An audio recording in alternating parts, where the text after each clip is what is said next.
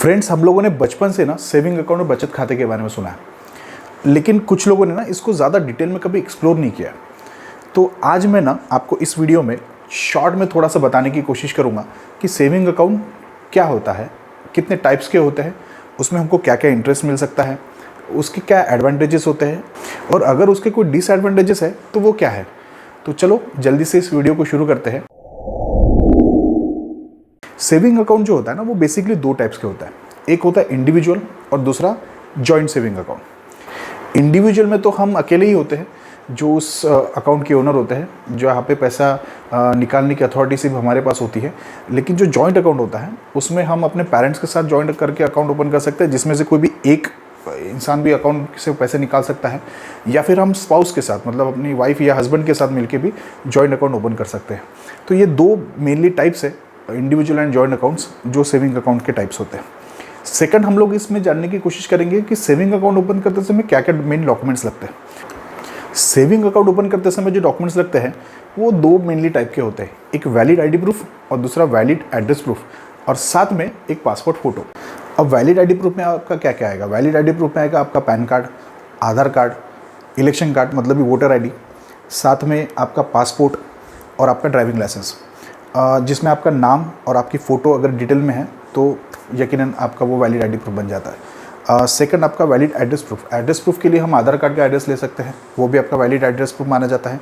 साथ में आपका इलेक्ट्रिसिटी बिल, जो घर का इलेक्ट्रिसिटी बिल है, वो भी आपका वैलिड एड्रेस प्रूफ माना जाता है। साथ में आपका पासपोर्ट या आपका ड्राइविंग लाइसेंस पे जो एड्रेस होता है वो भी आपका वैलिड एड्रेस प्रूफ माना जाता है, तो वो भी आप साथ में लगा सकते हैं। तो यहाँ के जो एड्रेस है ये आपके वैलिड एड्रेस प्रूफ माने जाते हैं। उसके बाद आपका एक पासपोर्ट फ़ोटो, और ये डॉक्यूमेंट्स जब आपके पास हो जाते हैं तो आपका एक बहुत ही आसानी से सेविंग अकाउंट ओपन हो सकता है। अब सेविंग अकाउंट कहाँ ओपन करने चाहिए, आपको डिटेल में जानना है तो नीचे लिंक दी गई है, व्हाट्सएप लिंक है, उस पर क्लिक कीजिए, आप हमें इन्फॉर्म कीजिए, मैसेज कीजिए, हम आपको गाइड करेंगे कि कहाँ से आप अपना सेविंग अकाउंट ओपन कर सकते हैं। उसके बाद जो है आपका जो बेनिफिट आपको सेविंग अकाउंट से मिल सकता है वो है इंटरेस्ट।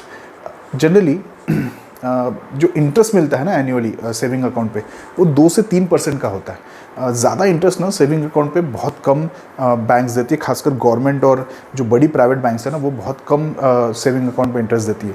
लेकिन हाँ, आजकल जो स्मॉल फाइनेंस बैंक्स आई है या फिर जो डिजिटल बैंक्स आई है, जैसे नियो बैंक्स आई है, जैसे जुपिटर है, फाइव मनी है, या स्मॉल फाइनेंस बैंक में जैसे उत्कर्ष स्मॉल फाइनेंस बैंक है या उज्जीवन स्मॉल फाइनेंस बैंक है, इस टाइप की जो बैंक्स है ना, ये आजकल ना थोड़ा सा आपको सेविंग अकाउंट पे इंटरेस्ट ज़्यादा देने की कोशिश कर रहे हैं, ताकि इनका एक अच्छे से मार्केटिंग हो सके और इनके पास और ज़्यादा कंज्यूमर्स आ सके। तो आपको चूज़ करना है कि आपको कहाँ पे अपना सेविंग अकाउंट ओपन करना है, जहाँ पे आपको ज़्यादा इंटरेस्ट अगर आप लेना चाहते हैं तो आप स्मॉल फाइनेंस बैंक या डिजिटल बैंक्स में भी जा सकते हैं। उसके बाद आपका एक बहुत इंपॉर्टेंट सेविंग अकाउंट पे पॉइंट आता है, वो है एवरेज बैंक बैलेंस।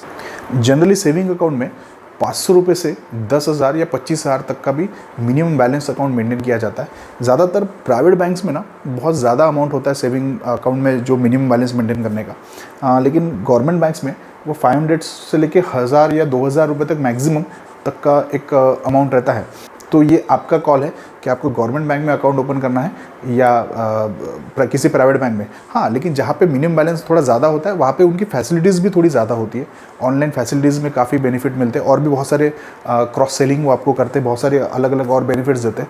तो आपको भी अगर सेविंग अकाउंट ओपन करना है तो बहुत सारे ऐसी बैंक्स हैं जहाँ पे आप सेविंग अकाउंट ओपन कर सकते हैं, और नीचे लिंक पे आप क्लिक भी कर सकते हैं ताकि मैं आपको गाइड कर सकूँ कि कहाँ पे आपका बेहतर सेविंग अकाउंट आप ओपन करना चाहिए। अगर आप किसी बैंक में सेविंग अकाउंट ओपन करते हैं ना, तो उसमें 3-4 चीज़ें आपको बैंक की तरफ से अवेलेबल हो जाती है। जैसे आपका पासबुक हो जाता है जिसमें आप अपना रिकॉर्ड रख सकते हैं, साथ में आपको एक एटीएम कार्ड मिलेगा जिससे आप कहीं पे भी किसी भी एटीएम से आप पैसे विड्रॉल कर सकते हैं, तो आपके लिए वो बहुत ही बेनिफिशियल रहता है। साथ में आपको ऑनलाइन ट्रांजेक्शन की भी एक सुविधा मिलती है, वो डिपेंड करता है उस बैंक्स के ऊपर। खासकर गवर्नमेंट बैंक के मुकाबले प्राइवेट बैंक की ऑनलाइन ट्रांजेक्शन सुविधा थोड़ी बेहतर होती है, ताकि लेकिन उनका मिनिमम बैलेंस अकाउंट भी थोड़ा ज़्यादा होता है, तो इसमें फ़र्क तो होगा ही। साथ में आपको ना सेविंग अकाउंट का बेनिफिट ये भी मिल सकता है कि आपका एक रिलेशन बैंक के साथ बन जाता है। आपकी उसकी वजह से ना आपको कभी भी लोन की अगर रिक्वायरमेंट हो तो आपका जहाँ पे अकाउंट है वहाँ पे आप डायरेक्टली जाके विजिट कर सकते हैं, उनसे इन्फॉर्मेशन ले सकते हैं और वो आपको उस चीज़ की हेल्प कर सकते हैं, क्योंकि आपका उनके साथ एक रिलेशन है, एक अकाउंट उनके साथ जुड़ा हुआ है। और भी सेविंग अकाउंट के बेनिफिट है, जैसे मुझे लगता है कि जो गवर्नमेंट सब्सिडीज़ होती है, अगर आपका किसी गवर्नमेंट बैंक में अकाउंट है तो वो ज़्यादातर सेविंग अकाउंट में आती है, वो आपको करंट या किसी और अकाउंट में आपको गवर्नमेंट सब्सिडीज़ नहीं मिलेगी। तो ये भी एक इंपॉर्टेंट बेनिफिट है जो सेविंग अकाउंट का। अब डिसएडवांटेज क्या है सेविंग अकाउंट के?